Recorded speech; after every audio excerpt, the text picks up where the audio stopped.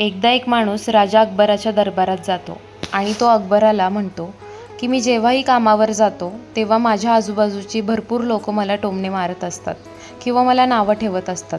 मला असा एखादा विधी सांगा की माझा फक्त माझ्या कामावरती फोकस होईल. मला लोकांचं बोलणं काही ऐकू यायला नाही पाहिजे. तेव्हा अकबर बिरबलाला म्हणतो, आता तूच सांग बिरबल, याच्यावरती एखादा उपाय.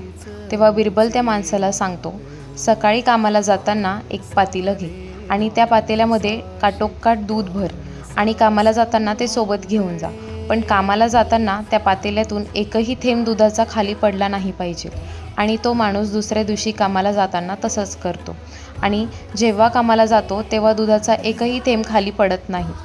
मग पुढे गेल्यानंतर त्या माणसाला असं कळतं की त्याला लोकांचं बोलणं अजिबात ऐकायला आलेलं नाही आहे, कारण त्यांनी त्याच्या कामावरती आपल्या जीवनाचा फोकस जेव्हा खोलवर जाईल की तुमचा एकही थेंब खाली पडणार नाही, तेव्हा समजून घ्या की तुम्ही सक्सेसच्या मार्गावरती आहात.